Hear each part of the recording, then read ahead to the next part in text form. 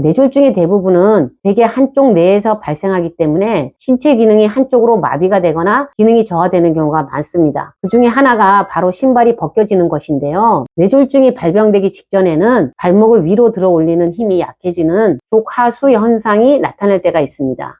발등을 들어 올리는 힘이 약해져서 계단을 오를 때 신발 끝이 계단에 자꾸 걸리거나 신발 뒤축이 헐거워지면서 쑥 빠지는 경우죠. 이게 발을 들어 올리는 힘만 약해지는 게 아니라 내 발이 어느 정도 위치에 있는지 파악하는 능력도 떨어져서 발을 끌거나 평소보다 더 높이 들어서 한쪽 신발이 벗겨지는 거거든요. 그래서 내가 평소에는 신발이 벗겨지거나 계단을 오르고 내리는데 문제가 없었는데 한쪽으로 헛다리를 짚거나 계단턱에 부딪힌다면 뇌졸중을 염두에 봐야 합니다. 그런데 여기서 주의해서 보셔야 할 것이 있어요. 발목을 들어 올리는 힘이 약해지는 경우는 뇌졸중 외에도 다른 원인이 있을 수 있거든요. 대표적으로는 디스크나 척추 쪽 신경계 질환일 때도 비슷한 증상이 있을 수 있어요. 하지만 이런 경우에는 만성적이고 점진적으로 진행되는 경우가 많아서 평소에도 반복되는 경우가 많습니다.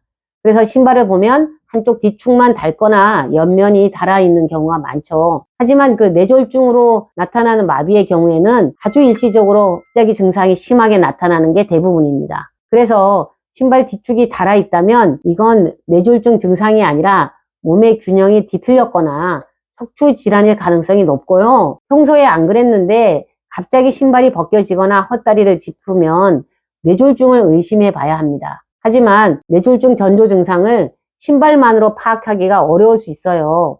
그래서 다른 증상도 같이 생기는지 체크해 봐야 합니다. 앞에서 말씀드린 대로 뇌졸중 증상으로는 편측 마비, 즉 한쪽으로 마비가 오는 증상이 있는데요.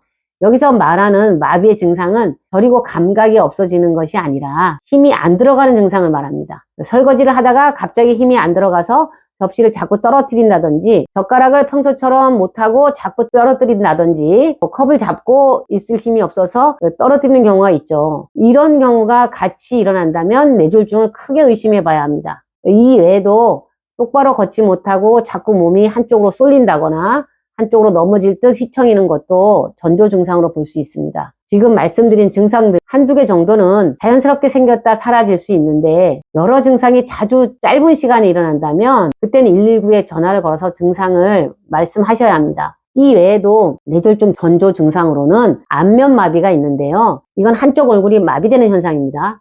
그리고 언어 장애가 생기기도 합니다.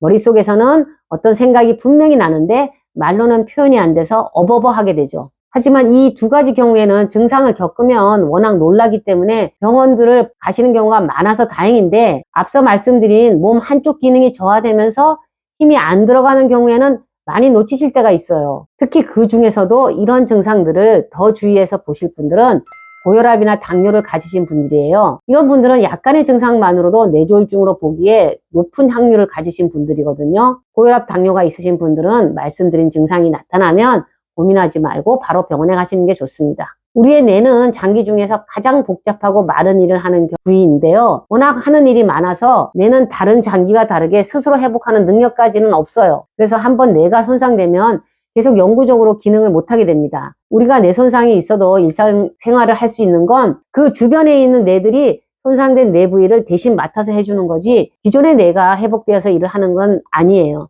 즉 뇌 손상이 많이 될수록 돌이킬 수가 없는 거죠. 바로 뇌가 손상되어도 어느 정도 버틸 수 있는 시간이 최대 6시간입니다. 6시간도 사실 긴 거고 좀 더 안전하게는 4.5시간으로 봅니다. 즉 4.5시간 동안 뇌세포가 죽는 양 정도는 다른 뇌가 커버가 가능하다는 거죠. 근데 반대로 말하면 4.5시간이 넘은 다음에 치료를 받게 되면 영구적으로 후유장애를 갖게 될 확률이 높습니다.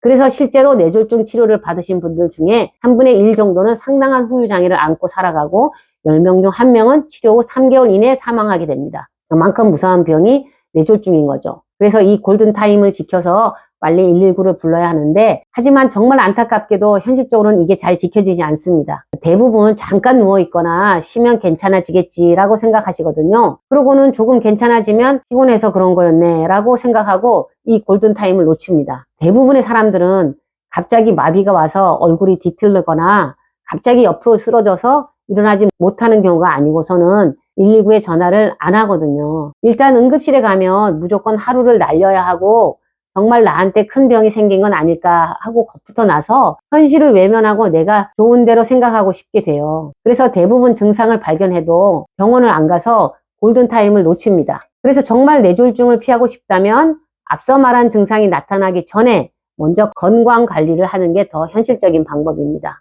앞에 말씀드린 증상이 있다는 건 이미 혈관이 터지거나 막혔는데 잠깐 회복되어서 증상들을 보이는 것이거든요. 이미 가득 찬 물이 넘어지려고 하는데 운 좋게 어딘가 살짝 걸린 상태인 거죠. 하지만 기울어진 물컵은 넘어져서 흐르게 되어 있습니다. 그 운 좋게 생긴 짧은 찰나의 시간을 잡으려고 노력하는 것보다는 물이 가득 차기 전에 빼는 게 더 확실하고 쉬운 방법인 거죠. 그러면 어떻게 뇌졸중이라는 물이 컵에서 안 넘치게 할 수 있느냐라고 했을 때 병원에서는 대부분 운동을 권하시지만 약은 계속 꾸준히 먹으라고 합니다. 대놓고 이야기하지는 않는 경우가 많지만 그냥 돌아가시기 직전까지 계속 약을 먹으면서 혈관 관리를 하라고 해요. 대표적인 약이 고혈압과 고지혈, 당뇨약이죠. 하지만 제가 36년을 약국을 하면서 경험한 것은 대다수의 분들이 날이 갈수록 처방전에 약의 가지수가 늘어가기만 했습니다. 이건 좀 아니다 싶었던 차에 운 좋게 20년 넘게 한방과 동의한방을 공부하게 되었고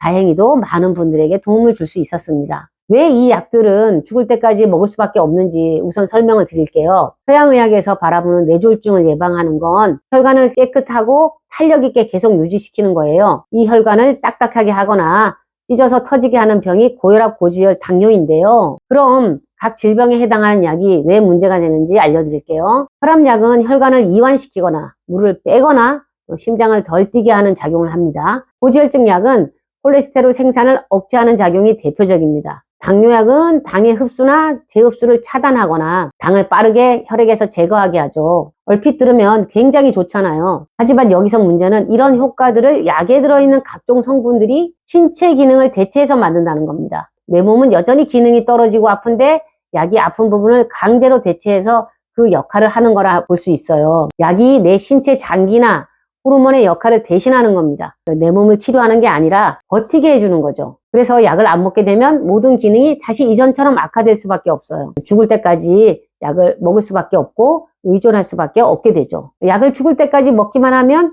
혈관 수치가 낮아서 뇌졸중을 올 일은 없을 테니 병이 해결된 거다라고 보는 거죠. 하지만 안타깝게도 몸이 치료가 돼서 회복된 것이 아니기 때문에 약해진 기능은 더 악화되는 경우도 많고요. 무엇보다도 무슨 약이든 오래 먹으면 부작용이 없을 수가 없어요. 그런데 그나마 부작용 걱정을 해야 하는 양방약이라도 먹기 시작하는 건 병원에서 검사를 하고 수치가 안 좋을 때 시작하는 거잖아요. 사실 타이밍적으로는 이때도 이미 늦은 것이거든요. 평소에 좀 더 미리 심장열을 확인했더라면 생약으로 초기에 먹으면 금방 회복할 수가 있었는데 그걸 모르고 병을 계속 키운 것이죠. 생약이 뭐냐 하면 동의한방으로 몸의 장기를 회복시켜주는 약이에요. 동의한방에서는 증상이 아니라 근본적인 원인을 해결해주는 방법을 쓰는데 그게 생약이에요. 그러면 지금부터는 몸의 증상으로 미리 알고 뇌졸중을 예방하는 방법을 설명드려 볼게요. 동의한방에서는 뇌졸중은 중풍으로 봐요. 뇌에 맞은 풍이 되는 거죠. 우리 몸 안의 장기들은